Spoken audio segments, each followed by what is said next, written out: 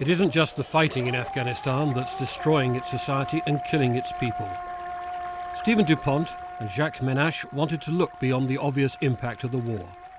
In Kabul's old city, they found that narcotics production had created a local drug problem. A riverbank strewn with syringes, drug addicts in a desperate state. Afghanistan is one of the worst places in the world to live. If you happen to be a drug addict in Afghanistan, you're screwed.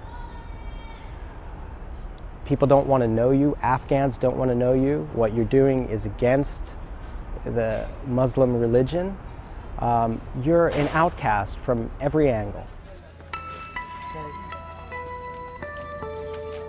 They found a bombed-out house where the drug addicts gathered.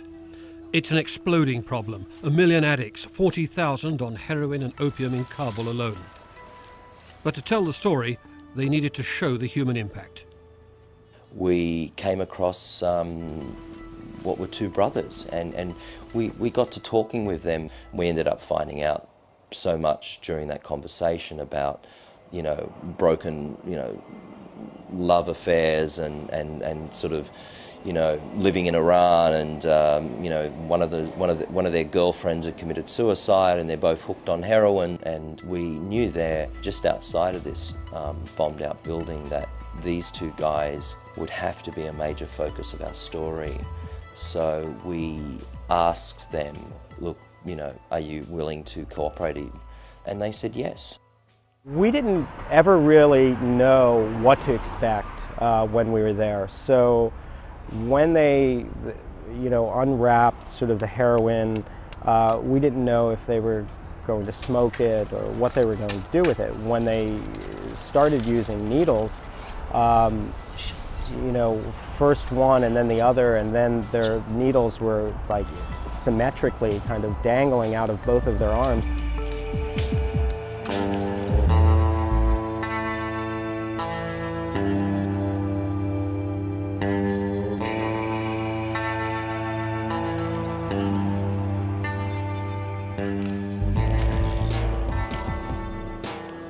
Stephen and I looked at each other, for a moment while we were working, just incredulous.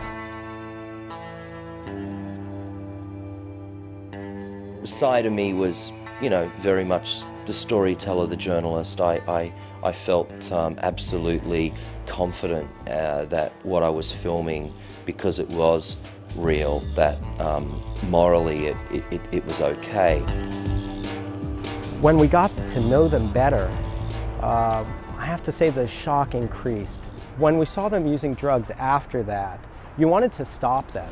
My reaction personally was, let's get these guys some help, Let's forget about the story. As the filming went on, the team drew closer to the brothers.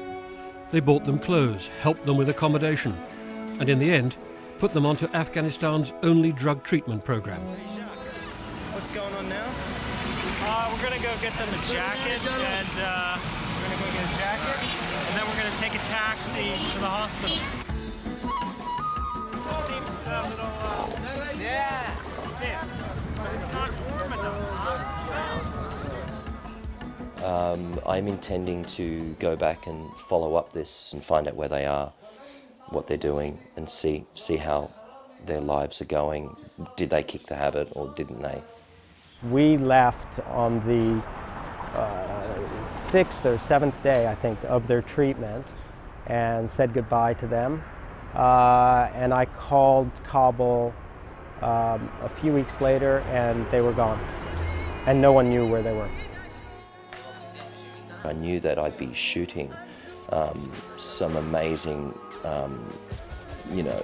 an amazing piece of life. For me, it really represented the story that we'd set out to do in its most in-your-face, raw and intense way.